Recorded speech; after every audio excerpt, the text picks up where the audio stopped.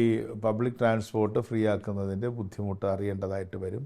പക്ഷേ ഗവൺമെൻറ് വളരെ ഉദാരമായ രീതിയിൽ ധനവകുപ്പ് മുഖ്യമന്ത്രി തന്നെയാണ് കൈകാര്യം ചെയ്തതെന്ന് ശ്രീധരനാർക്കും നമുക്കെല്ലാം അറിയാം. ആ മുഖ്യമന്ത്രി വളരെ വേഗം എന്നെപ്പോലും അത്ഭുതപ്പെടുത്തിക്കൊണ്ട് ഇതിൻ്റെ ഫയലുകളെല്ലാം മൂവ് ചെയ്തു, പണം കിട്ടാനുള്ള കാര്യങ്ങൾ ചെയ്തു. KSRTCയുടെ ശമ്പളത്തിൻ്റെയും പെൻഷൻ്റെയും ഒരു വലിയ ഭാഗം കൊടുക്കുന്നത് ഇപ്പോഴും ഗവൺമെൻറ്റാണ്.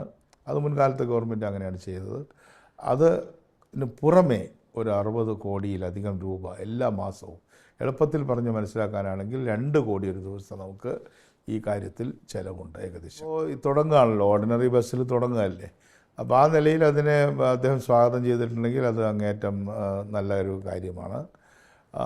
എന്നാൽ ചിലർ പറയുന്നുണ്ട്, പ്രതിപക്ഷത്ത് തന്നെ, ഞാൻ പേര് പറയുന്നില്ല, ഇതോടുകൂടി KSRTC ആകെ തകരാറിലാവും, അപ്പോൾ ഇത് ചെയ്യരുത് എന്ന് പറയുന്നവരുണ്ട്, ഇത് മുഴുവൻ ചെയ്യണമെന്നും പറയുന്നവരുണ്ട്.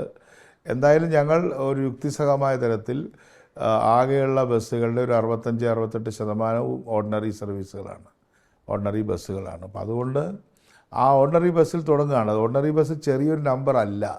KSRTCയെ സംബന്ധിച്ചിടത്തോളം അതിൻ്റെ ഫ്ലീറ്റിൻ്റെ മഹാഭൂരിപക്ഷവും ഓർഡിനറിയാണ്. അപ്പോൾ അതുകൊണ്ട് അത്രയെങ്കിലും നമ്മൾ ചെയ്യുകയാണ്. അതൊരു വലിയൊരു ചുവടുവെപ്പാണ്. ഇനിയുള്ള കാര്യങ്ങൾ നമുക്ക് പിന്നീട് നോക്കി ചെയ്യാം.